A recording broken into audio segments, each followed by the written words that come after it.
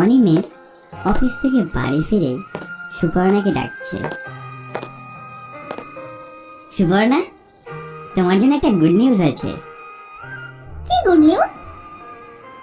তুমি অনেকদিন ধরেই আমাকে বলছো না তোমার এই সময়টা গ্রামে কাটাতে ইচ্ছা করছে, তাই আমি আমাদের গ্রামে যাওয়ার ব্যবস্থা করছি। সুপর্ণা এই কথাটা শুনে খুব খুশি হয়ে যায়। আসলে সুপর্ণা গর্ভবতী, আর ডাক্তাররা তাকে বলেছিল যে বাচ্চার সুস্বাস্থ্যের জন্য সুন্দর পরিবেশ ও শুদ্ধ বাতাস প্রয়োজন। তাই সুপর্ণা গ্রামের বাড়ি যাওয়ার সিদ্ধান্ত নেয়।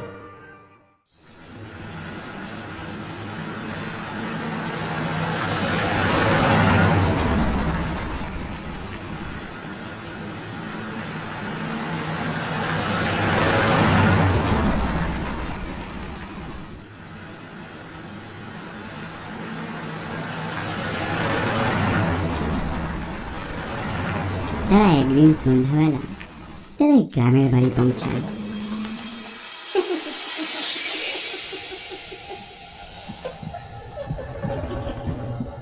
সেখানে গ্রাম ছিল একদম নিস্তব্ধ। সুপর্ণা খুব খুশি হয়েছিল। আবার কত বছর বাদে এই গ্রামটাকে দেখলাম। অনিমেষ তাদের পুরনো বাড়িটা তালা খুলল। ভাগ্যিস কাল হরিদাকে ফোন করে সবকিছু পরিষ্কার করে রাখতে বলেছিলাম। অনিমেষ তার বাবাকে বসার ঘরে বসিয়ে রেখে তার ওয়াইফের সাথে নিজেদের ঘরের জিনিসপত্র রাখার জন্য এগোয়। অনিমেষ ফিরে এসে দেখে ওর বাবা সোফার উপর অজ্ঞান হয়ে পড়ে রয়েছে। তখনই সে সুপর্ণাকে ডাকে, সুপর্ণা, এই দেখিস।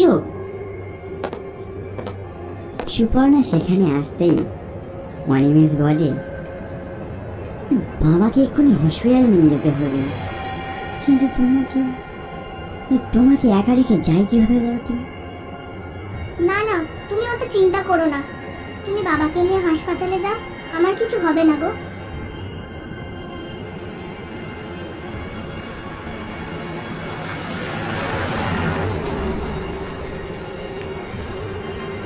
অনিমেষ সুপর্ণার কথা মতো তার বাবাকে হাসপাতালে নিয়ে যায়। সারা রাত তার বাবার চিকিৎসা চলে। সকালে সে যখন তার বাবাকে নিয়ে বাড়িতে পৌঁছায়, সে দেখে সুপর্ণার আচরণ একদম বদলে গিয়েছে। সুপর্ণা উল্টো হয়ে দাঁড়িয়ে আছে দেয়ালের দিকে। অনিমেষ একটু ভয় পেয়ে যায় আর সুপর্ণাকে একটা চেয়ারে নিয়ে বসায়। তারপর মোটামুটি সবকিছু স্বাভাবিক ছিল। তারপর এক রাতে হঠাৎ অনিমেষের ঘুম ভেঙে গেল।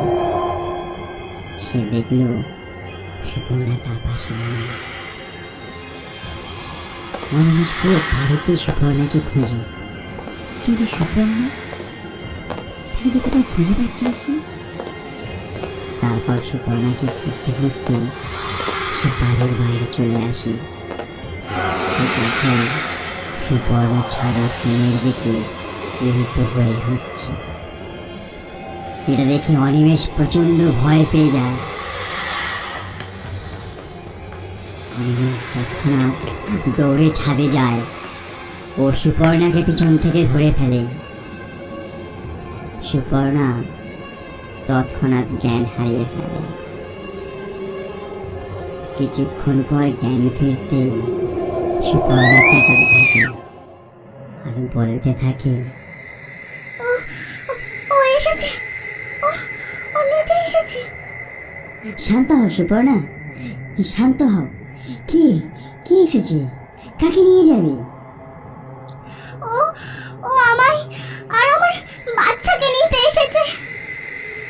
এই কথাটা শুনেই অনিমেষের শীত জ্বালাবে একটা ঠান্ডা স্রোত বয়ে গেল।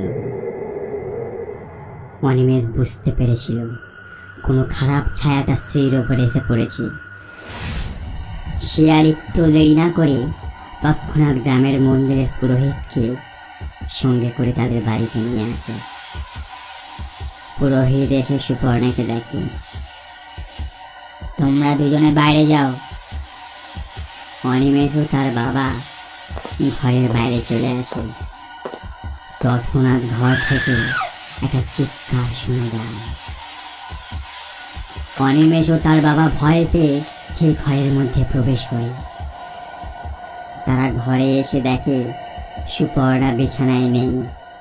তখনই তাদের চোখ ঘরে থাকা একটা আলমারির ওপরে পড়ে। তারা দেখে সুপর্ণা আলমারির ওপর। এটা দেখে অনিমেষ ও তার বাবা প্রচন্ড ভয় পেয়ে যায়। তোমাদের তো আমি বাইরে থাকতে বলেছিলাম, যাও বাইরে যাও। তারা বাইরে যাওয়ার জন্য অগ্রসর হয়।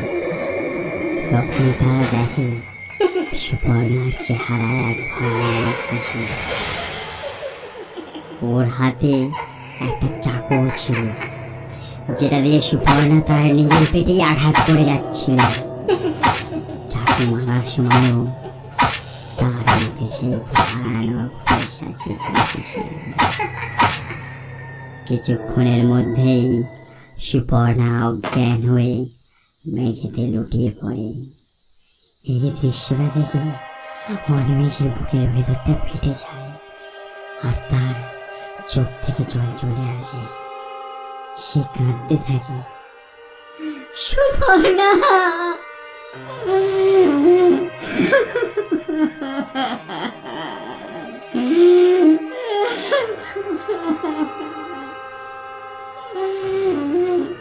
সে চোখের সামনে তার স্ত্রী ও সন্তানের মৃত্যু দেখেছিল, কিন্তু সে কিছুই করতে পারছিল না। অনিমেষ কাঁদতে কাঁদতে পুরোহিতকে জিজ্ঞাসা করল, কি হলো এটা? আমার স্ত্রীর এই অবস্থা হলো কেন ঠাকুর মশাই?